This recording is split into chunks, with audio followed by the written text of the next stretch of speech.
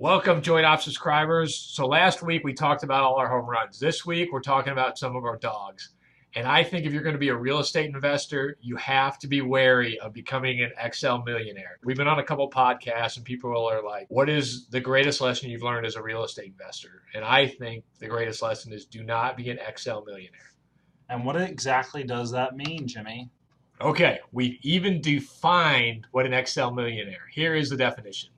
One who looks at his or hers, we're PC at Joint Ops, his or hers Excel worksheet, the model, and believes that the same number in the cash flow box at the bottom, which every real estate investor uses, will be the same amount of money that will be put into his or her pocket. Yeah, I really like this term. I think we should probably trademark this, maybe put it on some t-shirts and we can sell it to everybody out there Don't be an listening. Excel millionaire. Yeah, don't be an Excel millionaire. You need to think about reality, not models. The map is not the territory. Who'd you Yeah. get that from, Bob? Yeah, this is a great little phrase I like from Robert Anton Wilson. He's kind of a far out, eccentric dude, a little bit of an occultist. But, anyways, the point here is that, like humans, we are very good at making models. Language is basically built on models, and nothing that comes out of your mouth or the way your brain works. Basically, the way the human brain works is that we're taking in so much information constantly and so much data. And in order to quickly process it, we have to come up with models and think of models. And we naturally do this from the time we're born. The human brain just constructs these models. And we have to remember constantly that the model that's in our brain is not reality. And no two people will define reality in exactly the same way. And I'm ashamed of ourselves for being Excel millionaires because we are already familiar with Austrian economics. We knew models didn't mean reality. We knew that central planners use models and that entrepreneurs use reality and cash flow every month. So the problem with models versus reality is Keynesians, central planning economists love models. The Yeah. problem with models, they're very black swan prone. I'm Go not ahead and ashamed read of that book. it. We learned our lesson. We moved on. We took our beating and we drove on. I am Constant proud of expansion. that. We, Yeah. we got knocked down, we got back up. And now we got this great video for you guys here to watch. Yes. So don't make our mistakes. We're making this video for the new real estate investor. Do not be an Excel millionaire. Yeah. Your first Because people still present us with deals all the time and we look at them and we're like, that's an Excel millionaire deal. Yeah. All right, so where do we come up with this Excel millionaire idea? Well, this was a four-family property here in St. Louis, South St. Louis City. This was actually our first deal together. This was a property I bought. Our first deal that wasn't a private loan. Correct. Yeah. I think I wholesaled your property, and you did a private loan to me. But the first property we did together as joint ops. Anyways, so this is a four-family apartment building in South St. Louis City. It's close to 4,000 square feet. There's one bedroom unit, two bedroom units, and then a 4 bedroom, 2 bath kind of townhouse style unit. Which one is that? We got the mouse here. People can see it. Yeah. So this bottom left unit was a 1 bedroom unit. These were both 2 bedroom units, and then this unit had the second floor half, and then all of the third floor. So it's kind of a townhouse style. That was the 4 bedroom, 2 bath unit. So huge property. You're going to get a lot for your money. We were in this deal for about $84,000. And you had done the original rehab. Yeah. I had renovated the property, and actually I had a private lender on it, and I approached Jimmy and said, hey, you got a good W-2. I'm a solo entrepreneur. Bank won't talk to me, but you're still employed, and banks love the W-2. So And we'll do another YouTube video on how employees can leverage their W-2. yeah. So why don't we team up and do this deal together? For those who are familiar with St. Louis, here's where this property is located. It's actually in the Marine Villa area. Definitely lower end pocket of South City, but it's decent. And if you're getting involved in St. Louis real estate, I would say east and west of Jefferson is the dividing line. Would you? Yeah, I mean, if a lot of you people live in Soulard, so Yeah. Bob lives what 3 or 4 minutes from here. Oh yeah, super close. Yeah, a lot of people talk about the state streets in St. Louis. There's a pocket.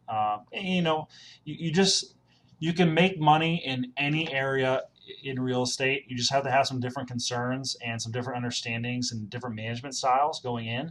And we definitely had some assumptions. Our model was one thing, and in reality, it turned out to be another. So, anyways, this was a short sale that was actually listed in the multiple listing service. I bought this as a package with another 4-family that I had actually flipped a few months before we ended up refinancing this one.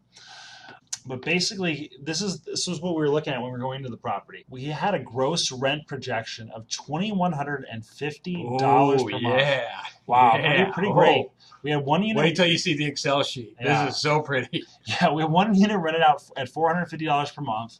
I believe there's a second unit was rented out $500. One unit was vacant when I bought the property, and then the larger unit, the 4-bedroom, 2-bath, was rented out at $700 per month to a Section 8 tenant. Great numbers coming in here, right? $2,150 per month on a property that we can get into for $84,000. Oh, I'm going to reminisce about this for a second. This is so awesome. So I sent this. I emailed. Show everybody the cash flow number. $671 per month. Yeah. Do the quick math. Do 10 of that, you're making $6,000 a month. Do 20, you're making $12,000 a month. Yeah. It's just completely scalable from there, right? Oh, totally. Yeah. So whatever's on your Excel sheet's definitely going to show up in reality, right? Did we have a maintenance budget? Your number. Well, let's break it down here for folks. So we're borrowing $84,000 from a commercial bank. You know, we said, banks are lending from everybody. We've been told. If the banker thinks it's a good idea, it's got to be a good idea. Definitely a good idea. Got to buy it. Bankers are great business people. But banks are lending it at 4.5% interest rate, according to everybody we're talking to. And the loan term is 20 years. So that breaks down to a principal and interest payment of $531.43 per month. Taxes on the property were $700 a year, if you can believe that, when I bought this property. We said, let's be conservative. Let's say it's $1,000 a month. Or $1,000 a year, rather. And that breaks down to $83 a month. Insurance, we projected at $1,000 per year as well. And the water trash bill was $200 per month. And we assumed a little bit of yard maintenance there for the summer. Since it's a multifamily, we're responsible for all the exterior maintenance. And that's the great thing about single families is once it's rented, we don't ever worry about any yard maintenance. But multifamily, you still got to be involved with a lot of the day-to-day maintenance. Remember, we got $2,150 per month coming in and a projected vacancy of $322. We said 15% to be conservative.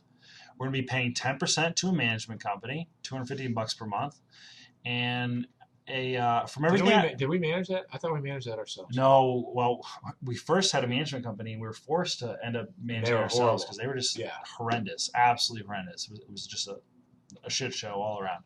Anyways, we projected 2% repairs and maintenance because all the books I read and all the online forums I said every model you were told to follow. Yeah. So 2% was a good number to shoot for repairs. So like Jimmy said, we'd end up with $671 per month on this one property we bought for $84,000. Like Jimmy said, I can't wait to be a real estate investor. Let's just get 20 of these and retire. And you know what? Give ourselves champagne showers. We're going to show you how good I felt when Bob walked me through this house. This is Soulard's right by here, so I think I went to a bar and this is what we did. This is what we felt like. We're like, we are going to be rich after doing this. Well, let's turn on the bar. This is how good it felt. Look, the champagne was exploding, and this was like a Tuesday afternoon, and we're throwing champagne on it. $670 cash flow. Watch out, everybody.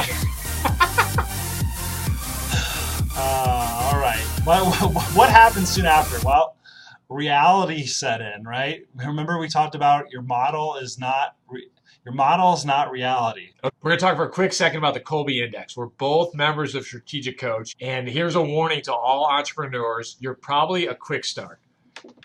What are the other kind of personality tests you take, which I think were worthless? Well, there's Myers-Briggs, which I'm a big fan of, but there's like a DISC assessment, the A, B, C, D, yada, yada, yada.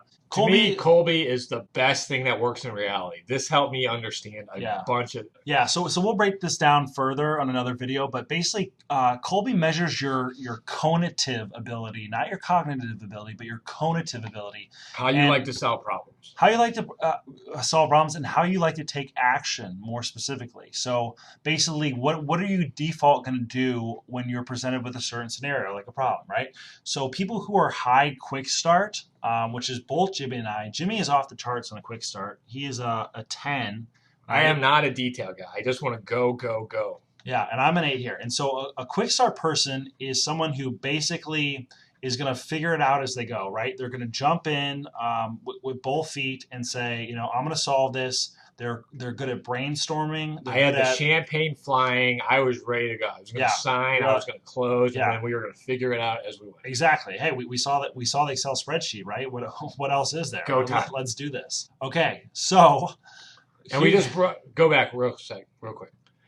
We just bring this in there because the fact that you're going to be a real estate investor, if you're going to be an entrepreneur, you're probably going to be a high quick start.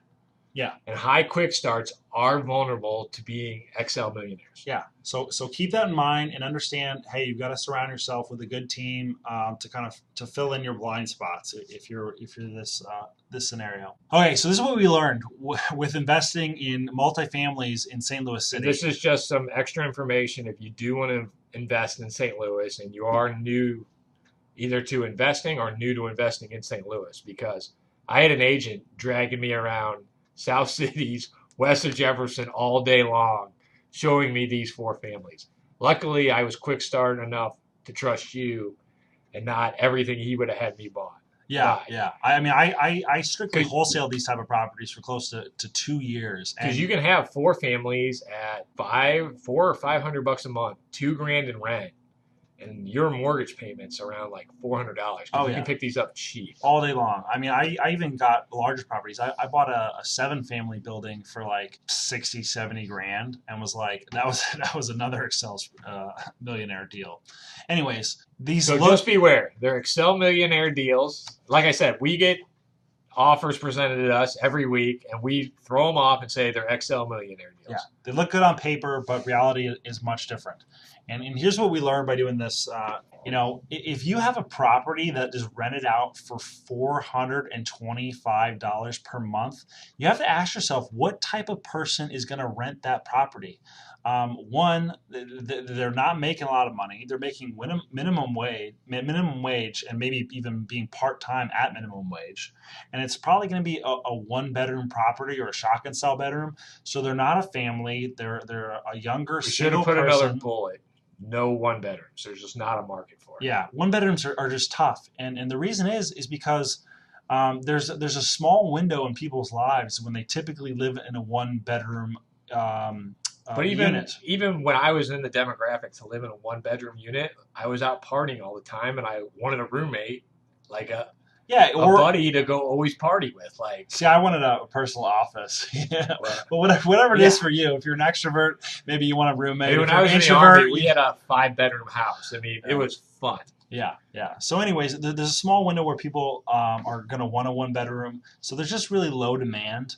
And if someone's paying $425 a month in rent, you're going to have collection issues, and they're probably not going to take care of the property too well, right? And there's just a lot of turnover, so you're constantly having to find new tenants, constantly having to A do 1 bedroom is not a long-term solution. No, yeah, you got to do a lot of make readies. It's just a real pain in the butt. And older properties like this, 4-family buildings, this property was built in probably 1910, 1920, if I had to guess. There's just going to be a lot of hidden things, unforeseen site conditions if you're an engineer background like myself. Flat roofs. Even if you put on a brand new flat roof, it's still got a good chance of leaking. And we didn't put the pictures in this PowerPoint, but the roof did blow off. Yes, the roof blew off in a storm this past And believe it month. or not, the $47 we budgeted a month did not cover the deductible on that claim.